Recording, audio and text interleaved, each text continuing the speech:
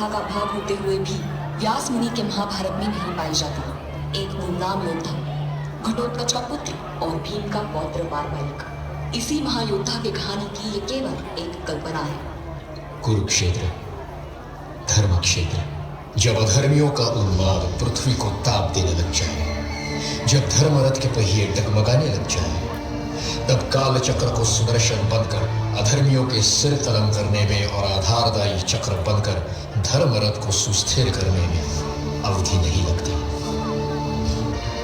उसी कहानी को सुनाने आया पांडवों का दूत, अर्जुन का सारथी यानी मैं।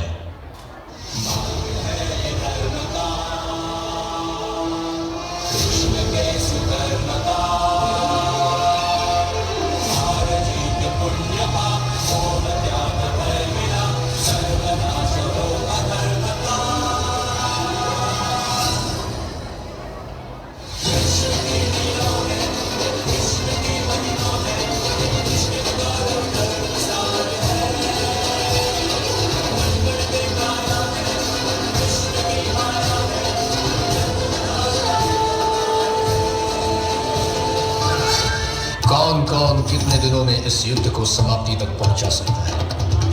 मैं वीर दुर्योधन 28 दिन लूंगा, मैं कर्ण 27 दिन, आचार्य द्रोण 20 दिन, अर्जुन 22 दिन। एक क्षण। कौन था वो जो एक क्षण में इस युद्ध को समाप्त कर पाता? वो था बालबालिक।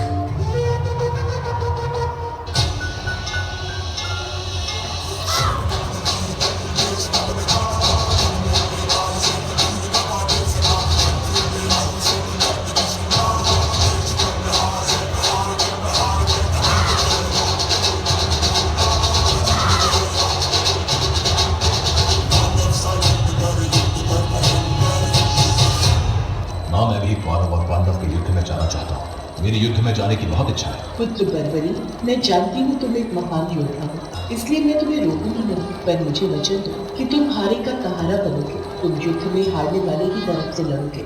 मैं आपको वचन देता हूँ, मैं हारने वाले की ओर से ही युद्ध करूंगा।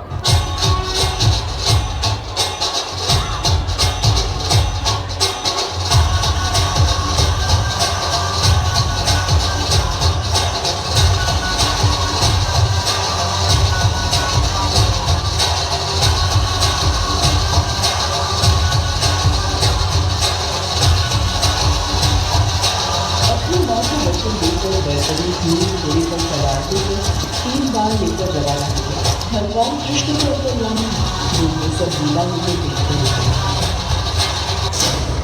भगवान कृष्ण, आप ही मेरे मुक्ति मार्गदर्शक हैं। आप ही मुझे मेरे परम लक्ष्य तक पहुंचाएंगे न प्रभु?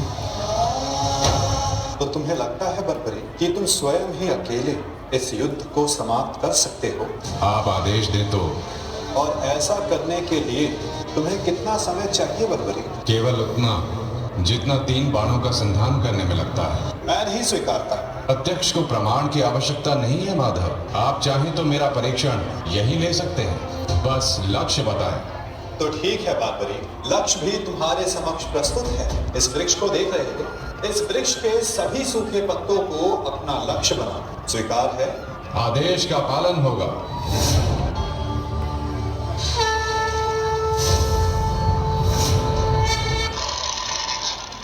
सभी अनचिन्हित पत्रों का लक्ष्य भेद हो। प्रतीत होता है कि कोई सूखा पत्ता शेष रह गया है बर्बरी। तुम असफल हो। न मैं असफल हुआ और न मेरा तीर कोई लक्ष्य छोड़ेगा।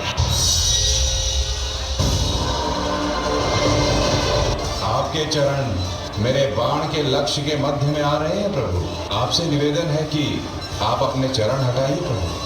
तो क्या ये बाण अपना लक्ष्य भेदने के लिए मेरे पांव पर आघात कर सकता है? जी प्रभु, शीघ्र अपने चरण हटाइए।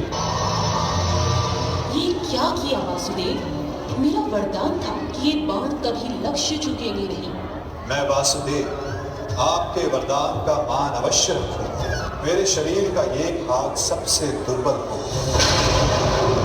और अब कोई भी बात मेरे इस स्मरण स्थल को भेद पाए, ये मेरा वचन है देवी।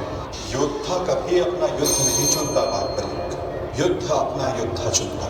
तो आदेश दे प्रभु, मुझे क्या करना है? स्वयं के प्राणों का दान। मैं समझ गया प्रभु। मैं घटोत्कच पुत्र महाबली भीम पौत्र बर्बरीक स्वेच्छा से अपना शीश भगवान कृष्ण के चरणों में भेंट करता हूँ।